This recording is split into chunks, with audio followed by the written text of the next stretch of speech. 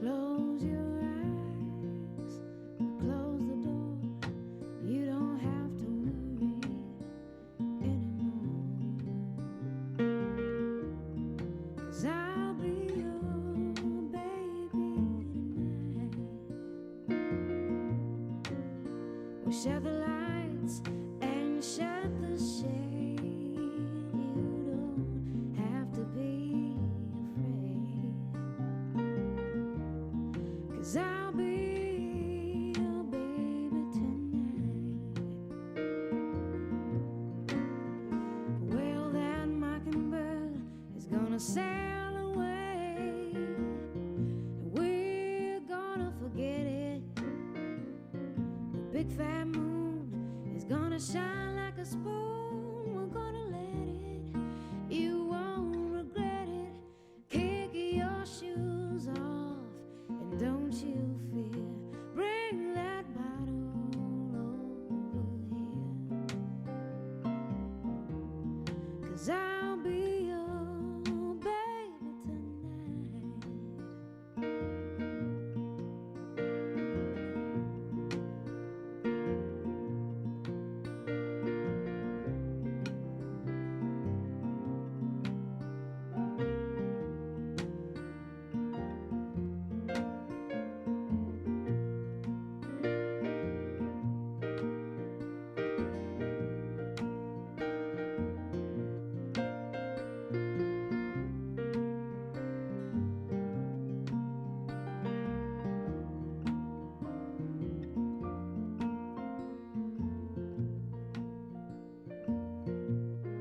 Well, that mockingbird is gonna sail away, and we're gonna forget it.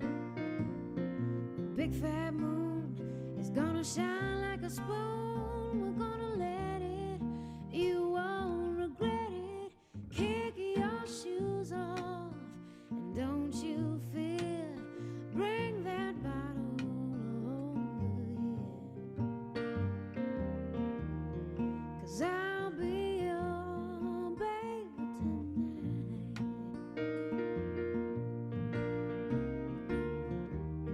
'Cause I'll be your baby tonight.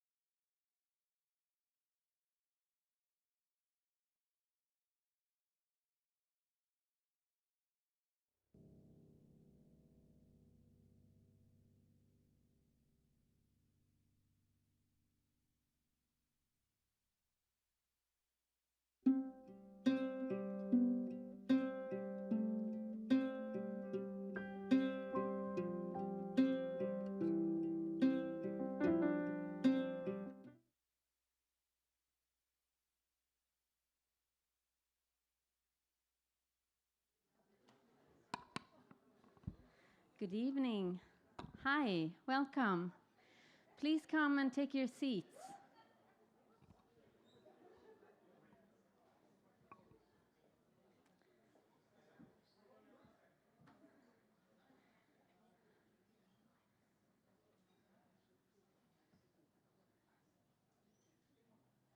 I'm sorry about the delay. We were waiting because there is such a heavy traffic tonight, but we'll start in a second.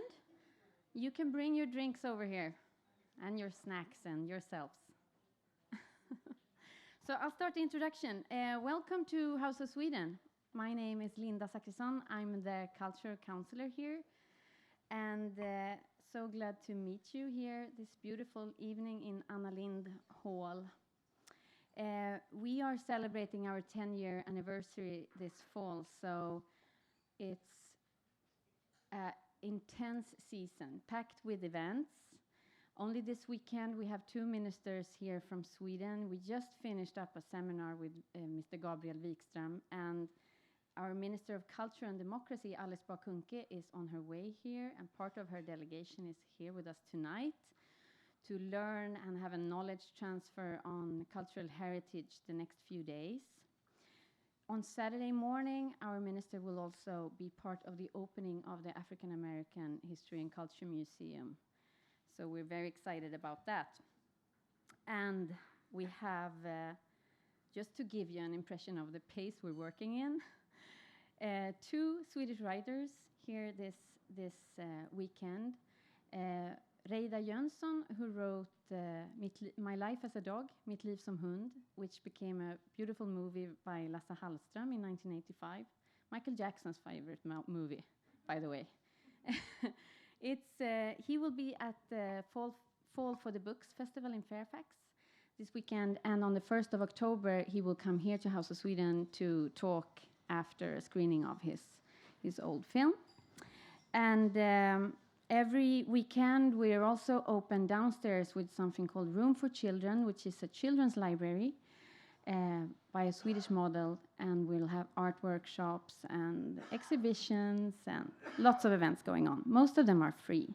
So I hope to see you many times again this fall, and please grab our September card for more to come.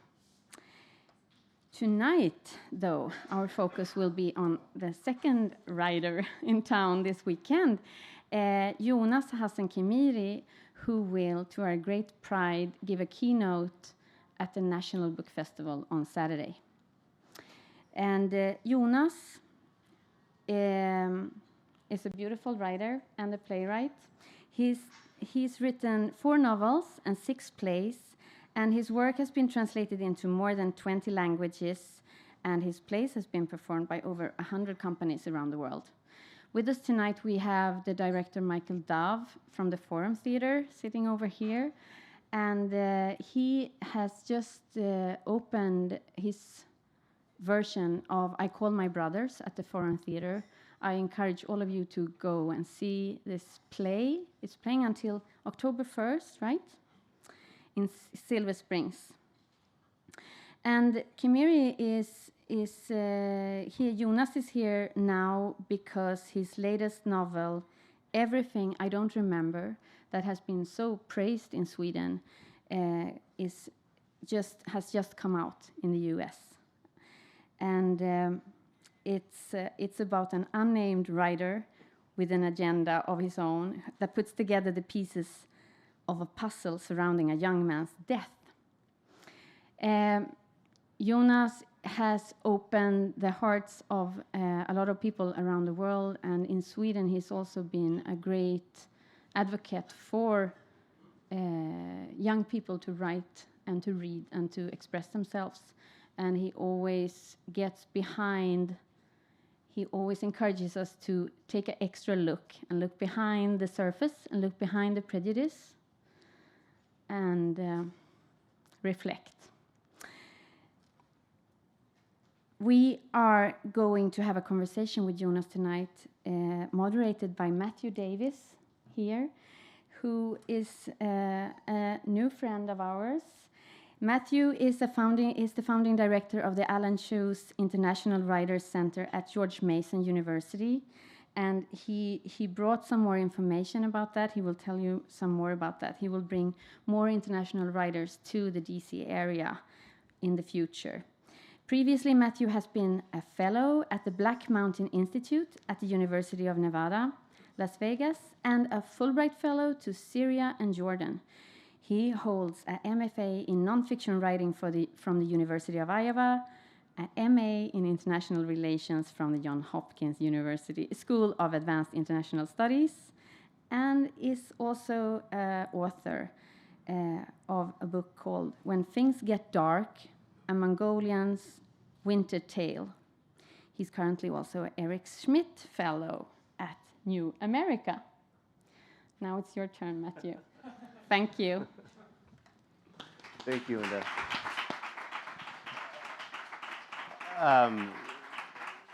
Linda, thank you so much for that, and welcome to all of you to this evening. It's such a gorgeous night, and we have such a beautiful view, at least we do, of the Potomac. Sorry your backs are to it, but it's gorgeous. And as Linda said, I'm the founding director of the Alan Shoes International Writers Center, and just very briefly, what that is a cultural diplomatic institution that celebrates the art of creative writing and uses it as a means of international dialogue, education, and understanding. And so we just launched a couple months ago, and we're beginning to build our center, and Linda and the Swedish Embassy, we've already had some great conversations about how to do that together. So I'm very grateful and honored to be here, and especially honored to be speaking with Jonas.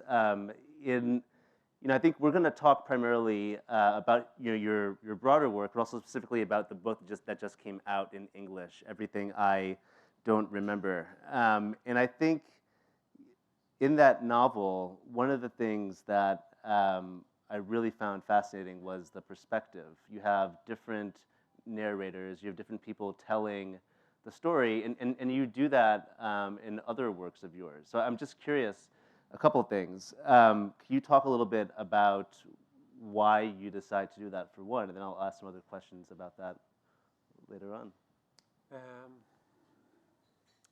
Yeah, do you hear me, or is my microphone? No? Do you hear me better now? We always plan that effect to get, to get you to wake up.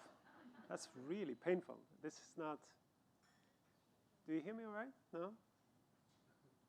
I love your faces. Just okay. That's it. That's a great question. Like, why are the? Should I use that one instead? Yeah. So. We'll try it out. So do you hear me now? Yeah. Cool. That worked a really long time. That microphone. It was like 4 seconds of. Yeah. So maybe I should. You're right. The latest novel consists of different kinds of perspectives. But maybe I should. Linda, who I'm very grateful to, because she's one of the reasons why I'm here. She said it very eloquently. That it's a story about someone who has passed away, and like a writer tries to solve a mystery of some kind. So maybe I could kind of talk a little bit about what the novel is, or the genesis of it, because. So on the surface, it's the whole story is kind of built around a mystery. It starts off with a car crash. We know that there's a young man called Samuel who has driven a car into a tree outside of Stockholm in an area called Västberga in 2012.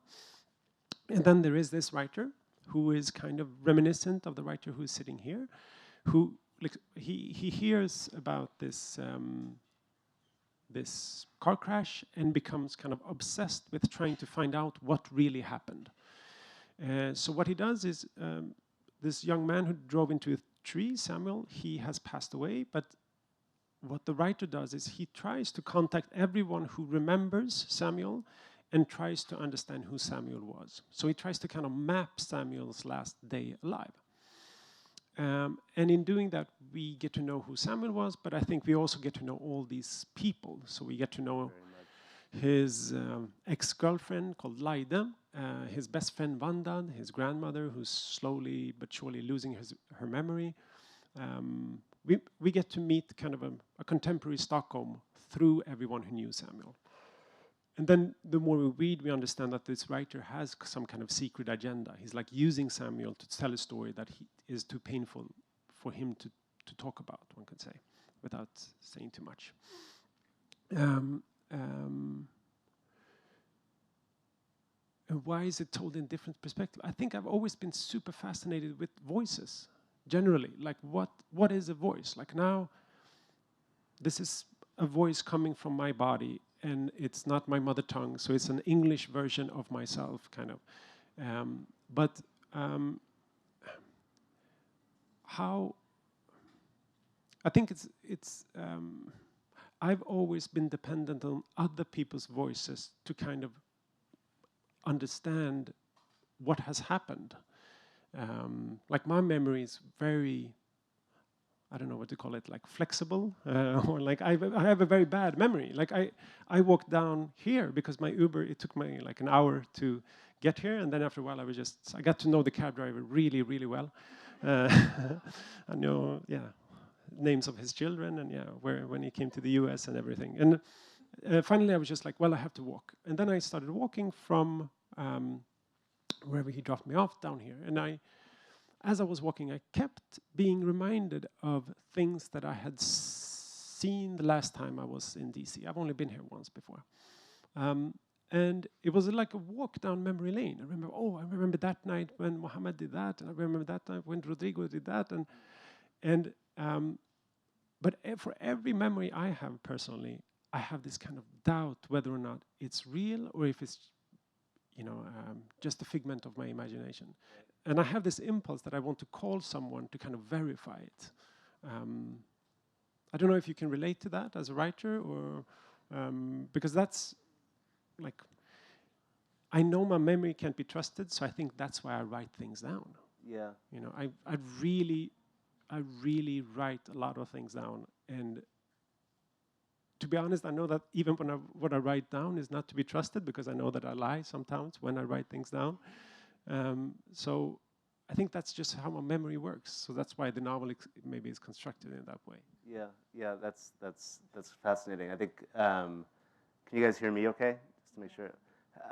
So I want to talk about memory in a second, but I want to go back to one of the hardest things to do as a writer, especially a writer of a novel, is to find the appropriate voice to tell the story that you want to tell. So it's hard enough finding it in one voice. When you're doing 2, 3, 4, 5 voices, first of all, you must feel crazy at certain times, having these voices in your head popping around. Second of all, how do you decide to settle on the ones that you do? Well, since the novel consists of, we get to know a number of people through how they remember Samuel. And we're not, the form of the novel is constructed in a way, so we're not totally sure 100% of the times who's speaking. Right. And that's just a thing that I love when I read books. Like if I read books where I'm not totally convinced where the story comes from, if it's, for example, if it's like a man or a woman who's speaking, or if it's an old person or a young person, that forces me to read with my eyes open. Kind of, I have to see what is being said rather than who is saying it. So I can't trust my preconceived ideas about, what a female voice would sound like, kind of, or an old person's voice. So I can't trust on the superficial things, so I have to see what is actually being said. Right. And I think that's why the novel is constructed in that way. We know that we get to know this person who is deceased, but we kind of have to put him together by ourselves. Like we are the ones constructing Samuel in our heads, right. Kind of. I was a great. Did you have Lego growing up? Yeah. And my nephew still play. My nephews and nieces still play Legos all the time. Yeah. Because Lego to me is like I was a big fan of Lego, and I played a lot with Lego. And then when I grew up, I realized that the books that I really enjoyed were books that kind of gave me that feeling that I had to make them.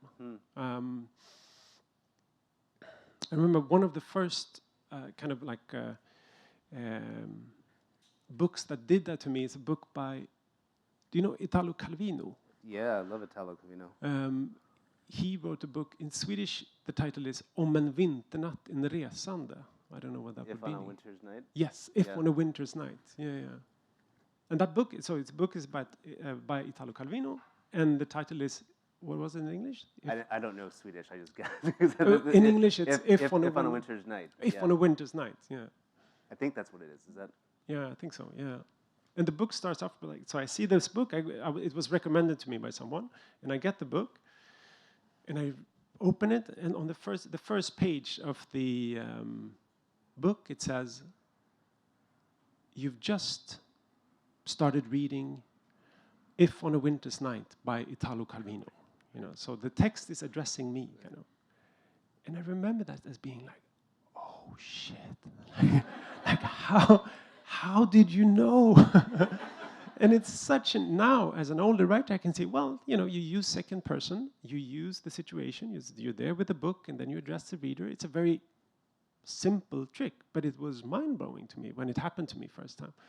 And to create, I'm not comparing myself to Calvino at all, but like I just want to say that emotion, when you're being invited to construct something rather than being lectured to, I think that's something that I really like in books generally. Yeah, that's great. And I think if you haven't read this book, one of the things that Jonas does really well with these perspectives, these narrators, these voices, is to create tension between them.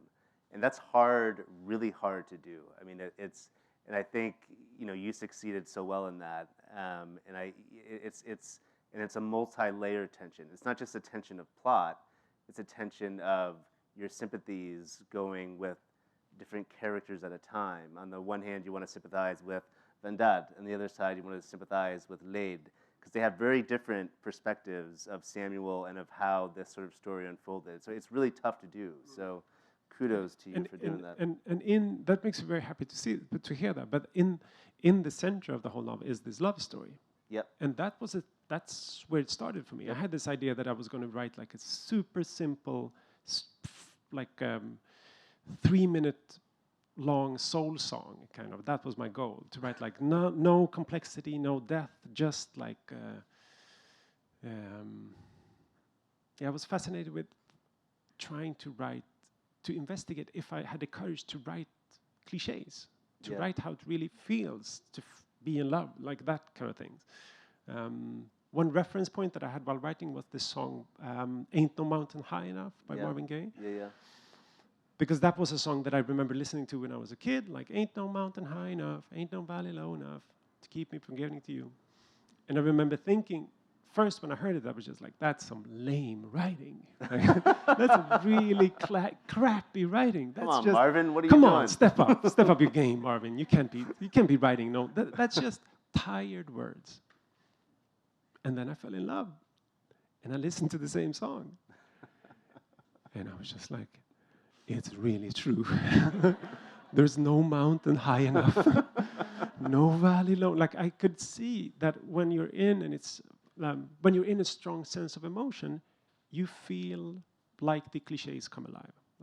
Of course, that's true when you're in love, but also when you're very sad. And that was kind of one thing that I had going into this novel. So, am I courageous enough to kind of actually try to write down what it feels like to be in love?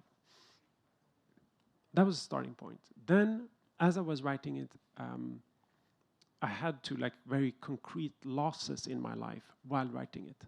So I had a friend who passed away, and I had my grandmother who, in very short time, started losing her memories. And I think both those things ended up in the novel. It became a novel that started out as a love story between Samuel and Lida, but quickly kind of death and memory loss plays a bigger part in it. That's fascinating. This leads me to a question of memory, because I think you talked about this earlier about how sort of unreliable your personal memory is, and how unreliable memory is in the novel. And those are all sort of personal memories and individual memories. But I think one of the things that your book, your novel, talks about more macroly, maybe you can talk a little bit about this now, is this idea of sort of national memory, of cultural memory, and sort of how sort of slippery that can be as well. So maybe can you talk a little bit about that, and if that was a part of the novel's point as well? Well, I think this is a very personal story, and it's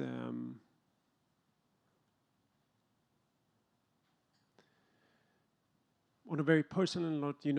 When you lose someone, the memory of that person becomes very charged. Like you feel like it could be an old person or a young person. When someone passes away, all of a sudden, what you keep from that person becomes very, very precious. I especially had this feeling that whenever I've lost someone, the memories that I've had with me being solo with that person were extra kind of, maybe you could say tender, or like that I really had to write those memories down because I didn't trust my own memory. And another thing that happens on a more personal level when someone passes away is, of course, that everyone surrounding that person is kind of walking around carrying that person, even though he or she is not alive anymore. We carry the ones who have passed on. As long as we remember them, they exist in some ways. Of course, that can be, in the novel, it becomes almost like a fight about who has the right version, who has the authority to say, well, this is the truth. For example, the love story, according to a lot of people, this is a romantic Hollywood major love story that changed Samuel's life, and that is why he died. That's one version to explain it. But Lyda, who's his ex-girlfriend, says, it was mainly a fling. I kind of liked him, but not that much. And we know that the truth maybe is somewhere in between.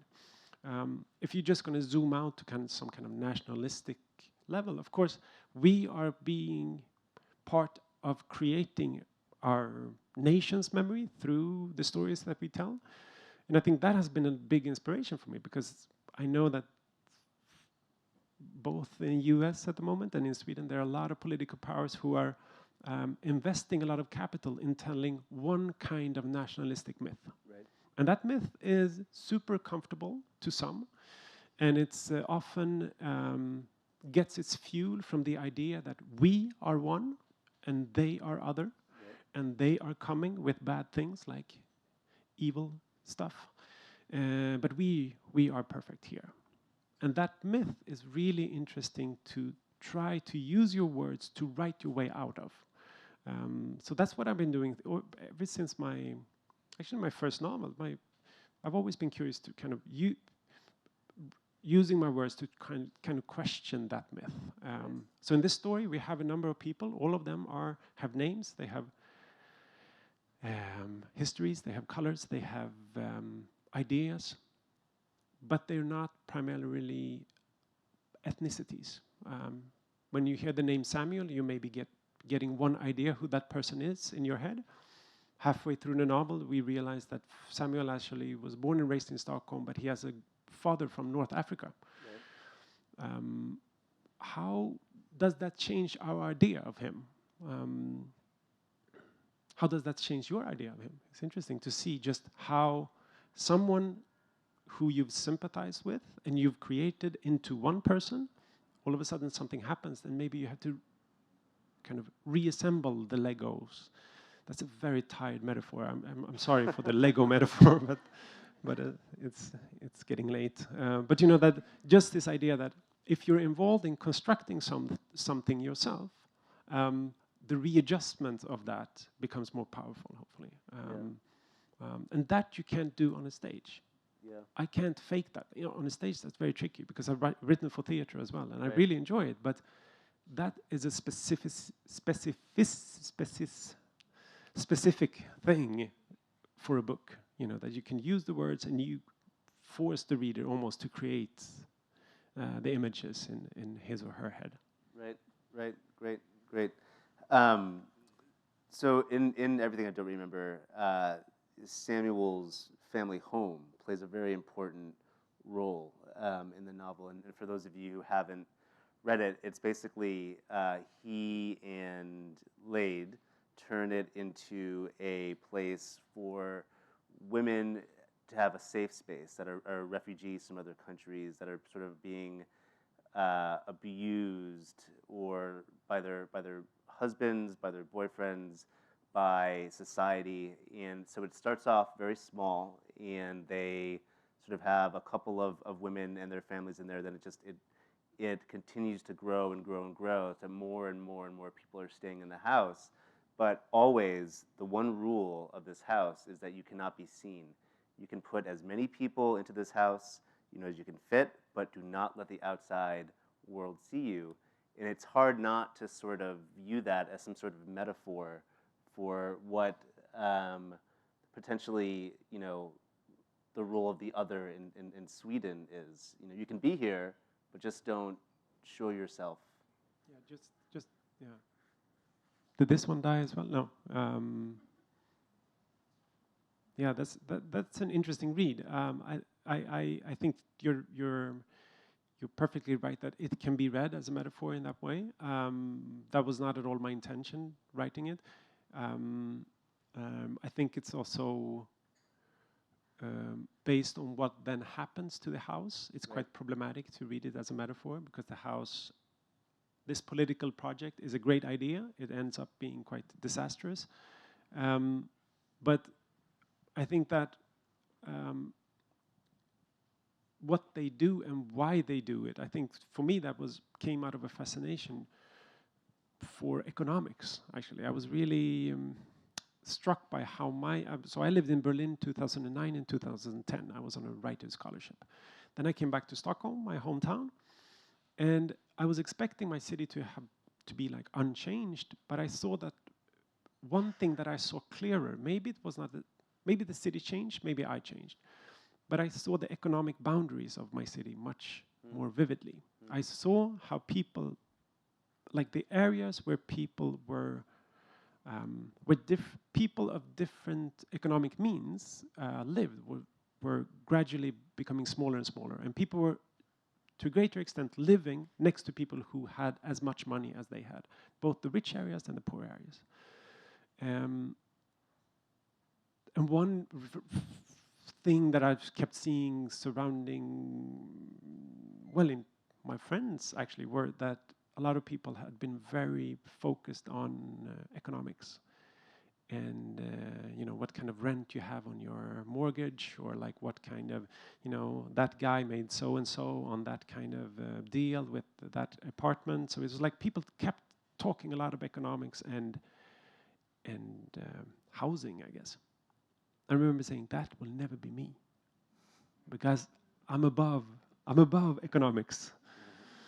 The book can be sold. No. No, I deal with literature. I don't care about economics. I have this great big ideas, and I will never let myself be filthy with these kind of thoughts.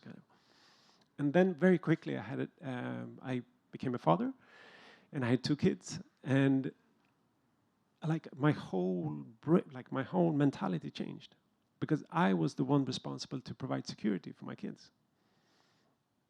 Then you start, you know, talking a lot about mortgages, and you start thinking a lot about how can I invest in a smart way so that, you know, and so all of a sudden I went from being this kind of, you know, Berlin hippie, and then coming back and realizing that that is a part of me, that this idea that you can stand kind of free from economics and create your own world is quite difficult in real life.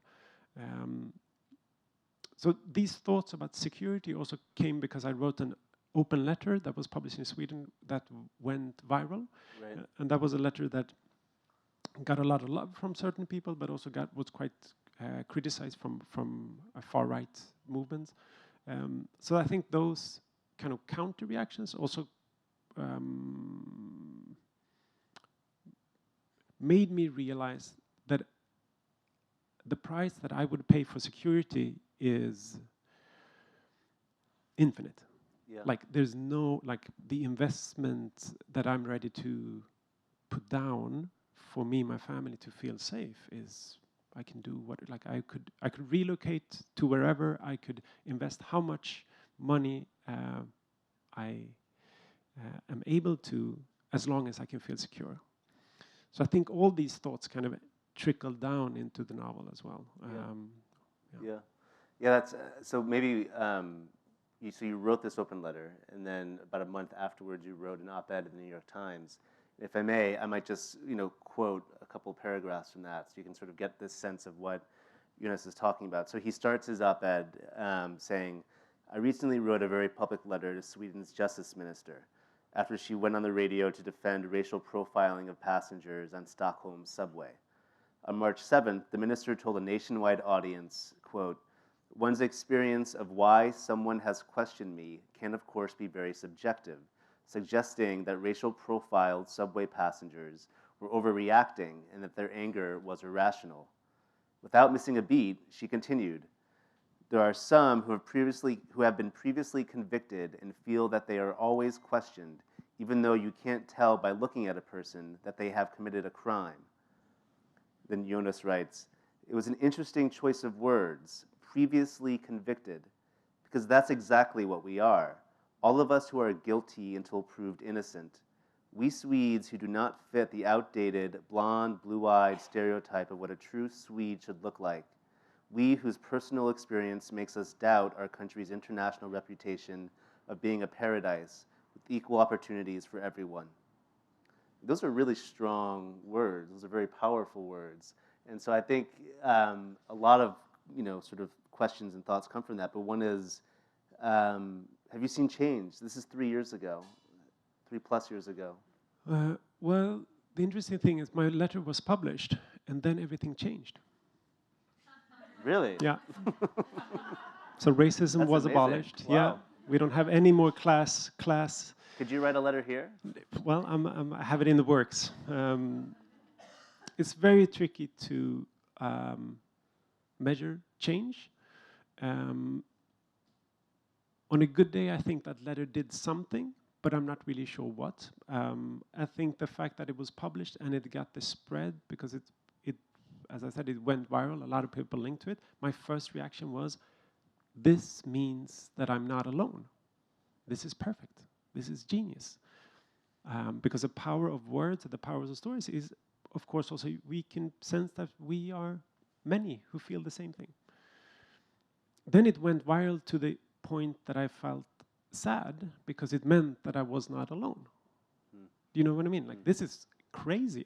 Are we that many, who get this feeling of not being reminded, not specifically that you have a certain ethnicity or just a lot of people feeling reminded that they are seen as not being part of the whole. And I think that just comes from that I think maybe it's linked just to globalization, like people move in a new way, and the old idea of a national unity needs to be kind of updated. So I think maybe on a good day, I think that was the power of that letter, that a lot of people felt, well, we are many who get this feeling. Maybe that's the potential for political change. But interestingly, it was also is the thing that I've written that has been translated to most languages. Really? Yeah. Oh. So it's a thing really that is super Swedish in a way. It's directed to a Swedish justice minister. But in a way, it's the most general thing, because I think a lot of countries are dealing with these issues now, trying to find out, like, what is the glue that is going to make this nation come together when we have this feeling of that times are changing. I don't have an answer to that, but I think that was one of the points of my letter, that we need to update our idea of who is a part of this country, kind of. Yeah. Just out of curiosity, how do you and your colleagues or friends back in Sweden, how do you view the craziness of our election that's going on right now?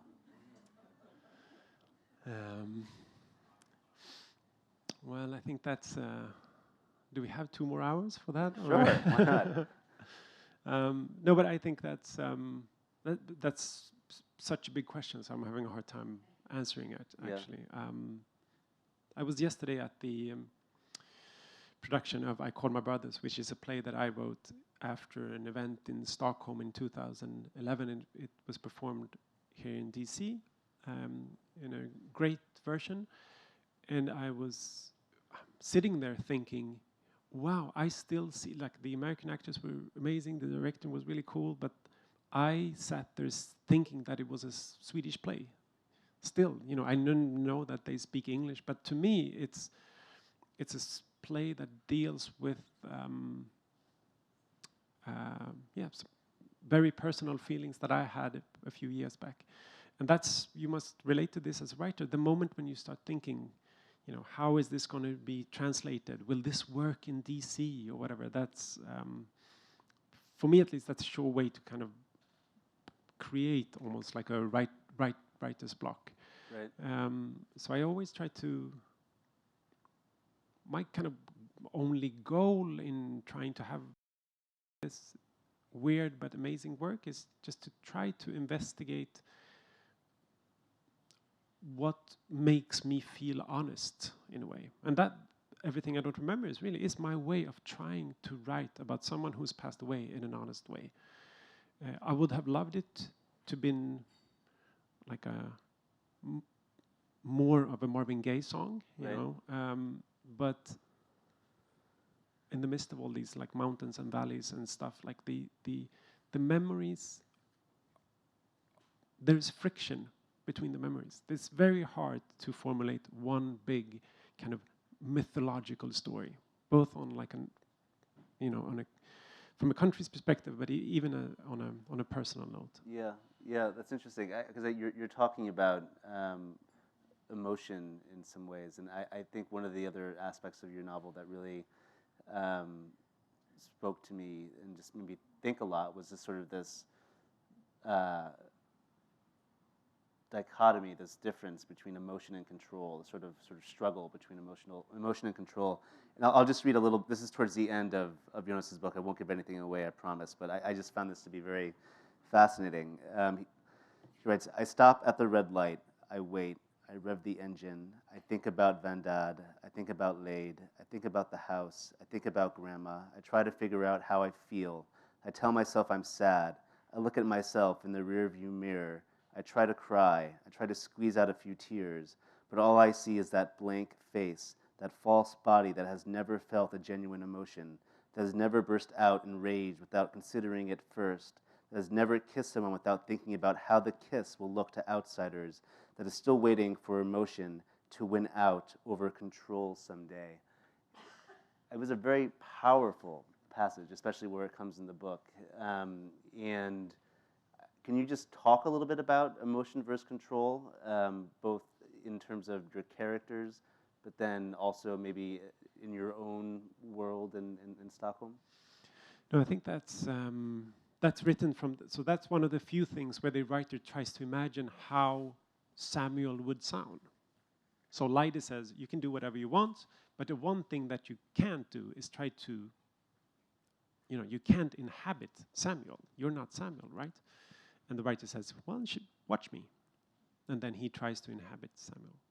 So that's kind of, the more we read, I think we understand that Samuel and Jonas, or the writer, have a few things in common. Maybe more things than I can admit while holding this microphone. I think writing in words have always given me a false sense of control.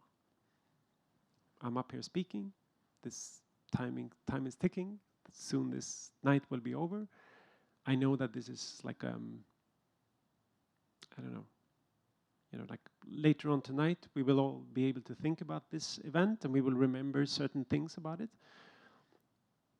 But if something really bad would happen now, like if I would really make a fool out of myself or something, I could always go home and write something else about this evening, write myself out of reality. I think that has been the way I treated my life when I was a kid, when I had no control. Right. Like when I don't know if you can relate to this, as growing up, I was just, being a teenager, trying to find different ways to make my body look normal. I'm like very tall and very unmuscular, and like try to invent, always had this idea. I could never relieve myself of the outside gaze of myself, kind of. And then writing came in so handy, because that was a world where I could recreate myself, where I felt actual freedom. I remember one of those moments when I realized how free you can be in your writing was when I read a book by, have you read Outsiders by Susan E. Hinton? It's like a youth novel. Yeah, the Outsiders. Yeah, of course. The Outsiders. That's amazing. Made into a movie by it with Matt Dillon. And Yes. Yes. Yeah. It was just, I remember reading it as when I was young, and the narrator is a man, and then I looked to the photo, and the writer's name was S.E. Hinton, and then I saw that it was Susan E. Hinton. And I was just, wait a minute. So the narrator, is a boy, and she is a woman. And it was one of those kind of banal, eye-opening things, like you can actually invent stuff. You have the right to do that. And to me, that was kind of, all my big reading experiences have been linked to that kind of eye-opening, almost like breath-giving, allowing feeling. It's okay, you can write like this. Like Baldwin gave me that, Faulkner gave me that, Nabokov gave me that, that feeling of, it's okay, you can do this as well. You don't have to do it like me, but this is possible. So I think that,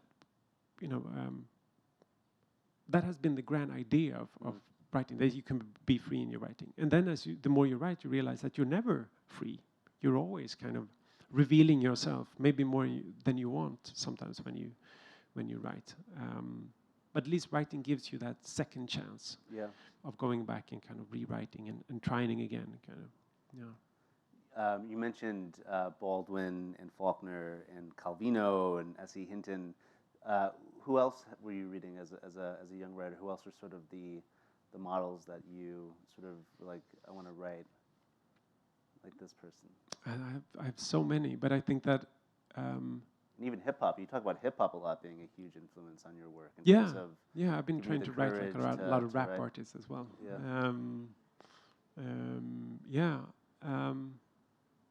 I think all of them have given me, like the most important ones are the ones who have given me some sense that the rules were there to kind of, that you could kind of break the rules or change the rules. Or I'm a big fan of Marguerite Duras, for example, because it's,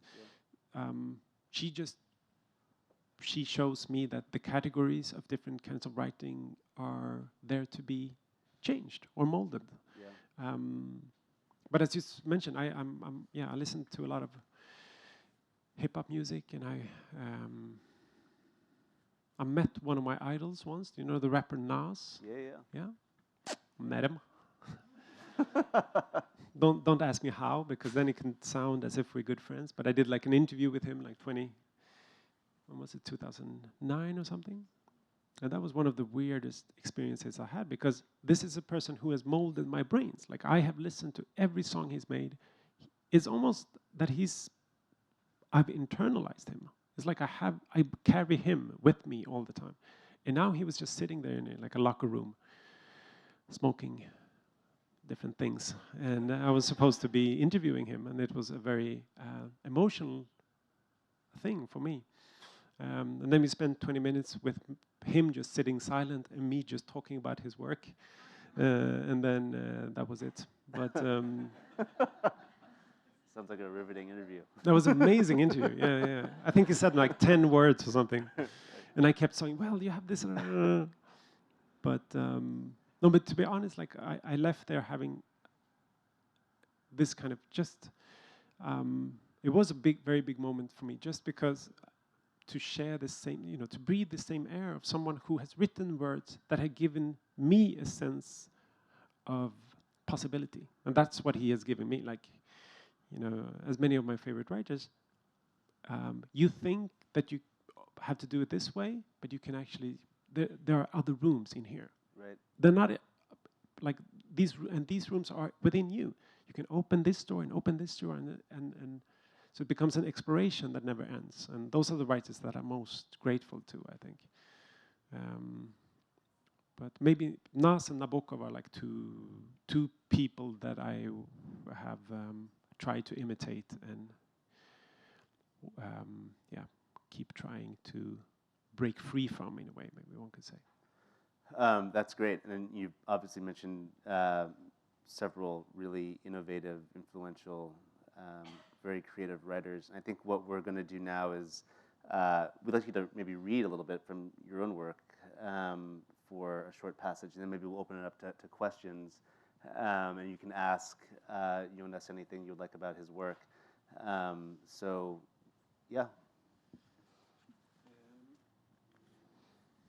So I was thinking that I could read.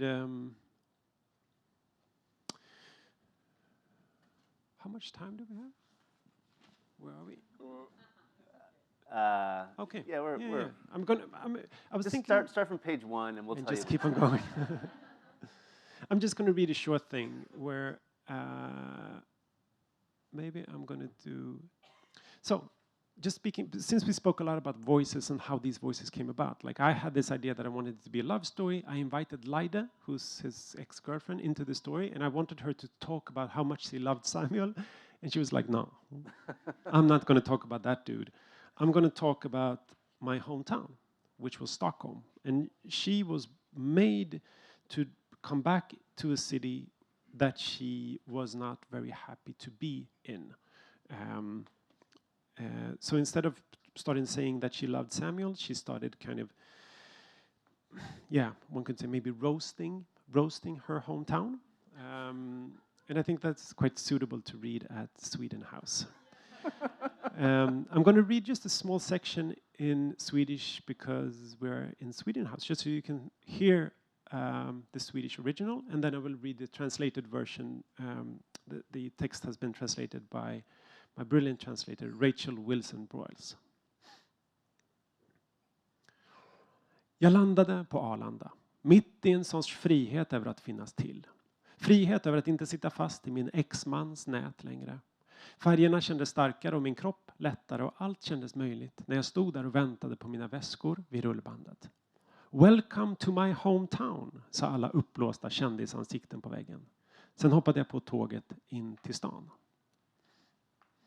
So in the English version, it sounds like this. I landed at Arlanda, in the midst of feeling sort of free because I was alive. Freed from my ex-husband's sticky web. The colors seemed bolder, my body lighter, and everything seemed possible as I stood there by the baggage carousel, waiting for my bags. Welcome to my hometown, said all the famous faces, blown up huge on the walls. Then I jumped on the train into town. It was classic Swedish spring sun, cold and clear light that gave the illusion that it was warm out if you were sitting behind a pane of glass. I looked out at the ancient forest landscape that still surrounds Stockholm and felt all my enthusiasm vanish. What the hell am I doing, I thought. How can I voluntarily be on my way back to this fucking backwater town? Am I really going to waste my life in this nowhere land when there is a whole world out there? And at that point, I wasn't thinking about Brussels. I was thinking bigger than that. I was thinking Sao Paulo. I was thinking New York. I was thinking Beirut. I was thinking about anything that wasn't an adorable little city center with a few buildings from the Middle Ages and a castle that looked like a barracks and 3 measly little metro lines and an inner city surrounded by industrial areas, while everyone talks about how the city can't grow any bigger. And then and there, before I had even arrived, I felt like I had to get away, that this was a trial period. I promised myself I would stay for only 6 months, a year at the max. I refuse to become one of those people who get stuck in a place just because it's comfortable, who meets someone and takes out loans and buys an apartment and imagines that this shithole of a city, with its nervous baristas and bartenders who drool over celebrities and racist bouncers and narrow-minded politicians and redneck police force is the norm, who forget that Stockholm is an anomaly, a tiny goddamn backwater populated by peasants, as far north as you can get. A city that completely lacks purpose and is so afraid of its own shadow that people don't talk to each other even when the metro stands still in a tunnel for 15 minutes. It's the only city in the world where newborns learn how to avoid eye contact. You see it in children who grow up somewhere else. They come here and think that people will fawn over them on the metro. They flutter their eyelashes, they offer pacifiers to dogs, but their fellow passengers quickly let them know the score. Not a single glance up from the phone, not a single smile from anyone in return. Like mummies, like pillars of salt, they go back and forth, to work, home from work.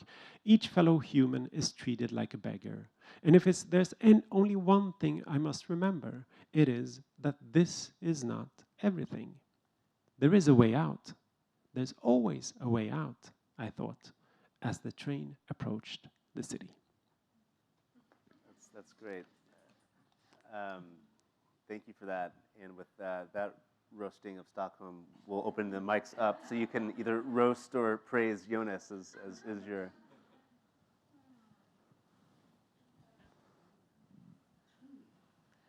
Thank you for that love story. I think Marvin Gaye would actually be very proud if he could hear this. I have 2 questions, if you allow. First of all, I've read the book. I listened to it in Swedish.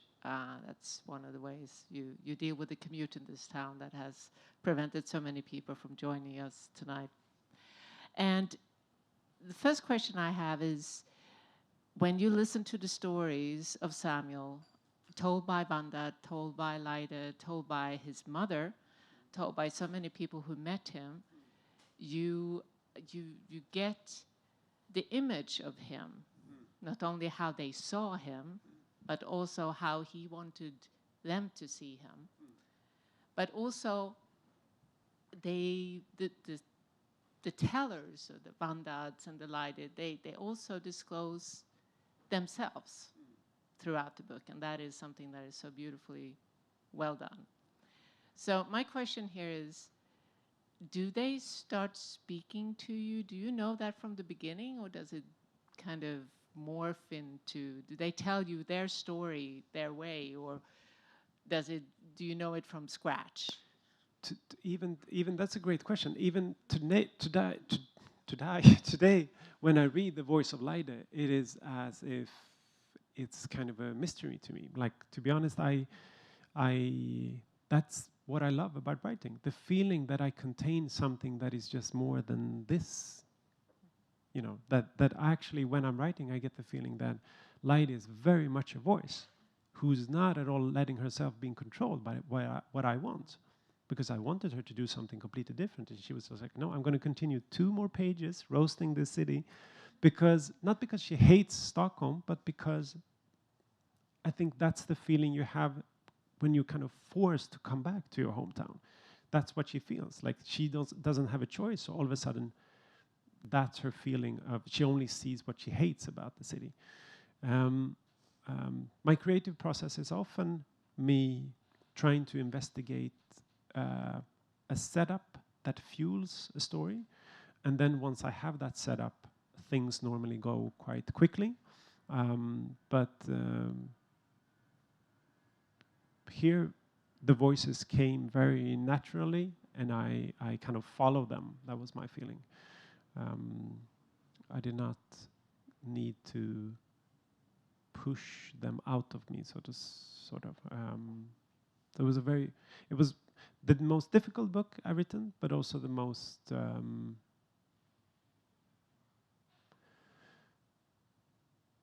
should I put it? It was one of the most certain things in it were the most painful things I've written as well. There are parts, for example, when people talk about, because I think you're completely right, we get to know who they are through how they speak about Samuel. There are moments when they speak about how Samuel is present even though he has passed away. Those things were really tricky to write because that was just very painful because those things were so present in my life. I have, as we all, what happens, like when you lose someone, that person goes away, but is then super present everywhere. You keep seeing that person everywhere. Or there's one section in the book that I thought a lot about including or not, but one that told me about a time when he heard Samuel's voice. And that was a thing that happened to me. Like I was walking down the street close to Medborgarplatsen, and I heard my friend's voice, who I know she's not alive anymore, but I really distinctly heard she calling me, like, and also it wasn't like like a dramatic Hollywood like Jonas. It was like Jonas, like she had a very peculiar voice also, like almost like she was a little bit sad or like angry, like where you been, and that those kind of things were. They came very intuitively, but I think maybe that's also why people are responding to the novel, that I chose to put them in there, kind of. Sure, there are other questions here, so.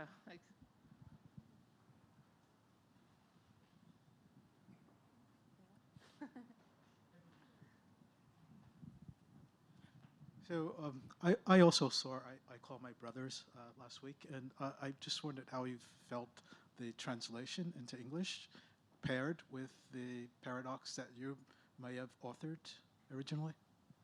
Well, I think they chose a very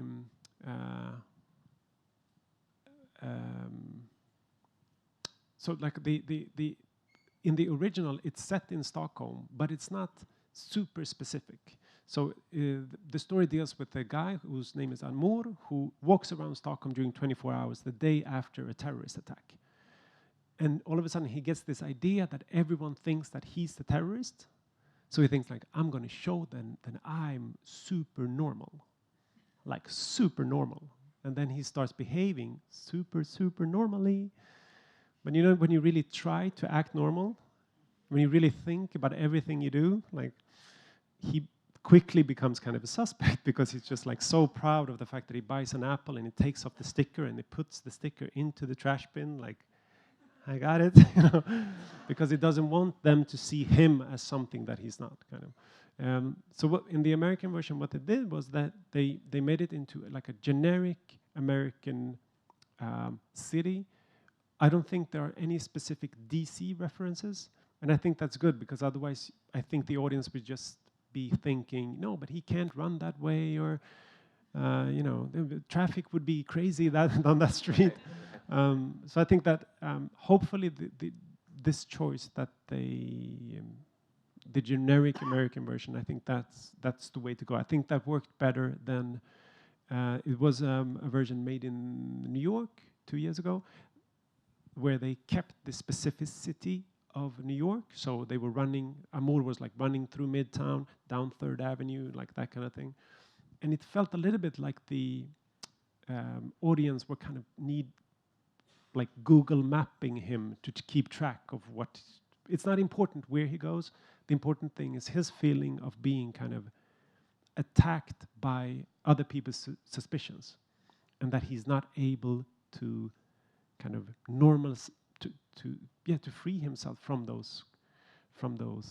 power of how he's seen in a way. And I think that came across beautifully in this version. Can I ask a quick translation question as well?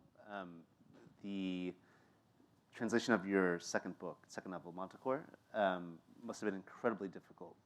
And I'm just curious, Manticore, for those that haven't read, is written, again, from different perspectives. Or one of them is a voice that's, I'm assuming, in Swedish, because it is in English. It's just not fully grammatically correct English. It's sort of slangish / very personalized.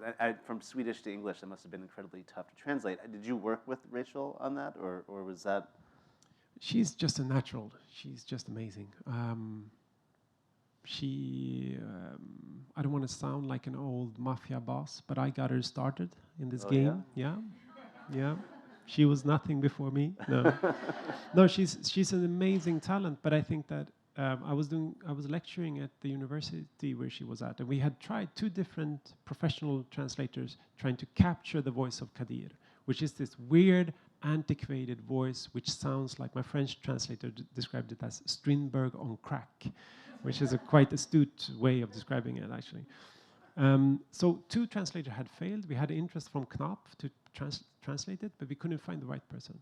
And then I meet this Rachel person who just, I tried to translate a few pages of Kadir's voice, and I was just like, well, we've been through that road, we'll see what you got. Right. And then I just took the pages, and I went on to the bus where I was heading, and I read it, and it was as if he was sitting next to me. Huh. Because she was bold. She was not afraid to recreate the language. She didn't try to make my words come alive. She recreated it. She was rewriting it in a way. And I think that's the kind of translator that is the most inspiring to work with. People who have the same joy in recreating the language as I have when I wrote it. So no, I'm super happy to be working with her. Even though now she's very, very busy. She has a lot of so now she works as a translator. So but do you get a cut from that now? Does she? Of course, I'm a mafioso buff. So no, but I'm very, very proud and very happy to be working with her.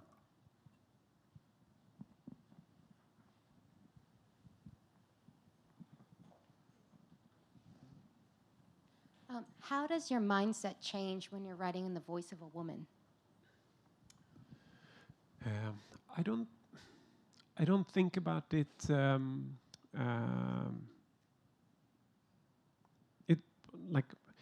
me, it's much more a question of trying to find that person. And Leide was very clear with what she wanted to say and how she wanted to depict things. I think that the main problem that some writers do when they try to write in the voice of the other is to specify it in a way that makes it corny. Male writers writing from the perspective of a woman, and all of a sudden, I didn't have my period. I need to, like all these kind of to sing like I love James Baldwin. I love him, but in Giovanni's room on that first page, there's this reference to make us as readers sure that the narrator is blonde. So the guy is watching his own hair in the mirror, if I think that's it. And then he says, like, I struck away my blonde hair or something. And to me, that means something, but that also is, if you've had that hair all your life, it's not blonde, it's hair, that kind of thing. So I think that has just been my key of like trying to make them come alive and trying to listen to them and not worrying too much about showing the reader the gender or the ethnicity of the different persons. Yeah.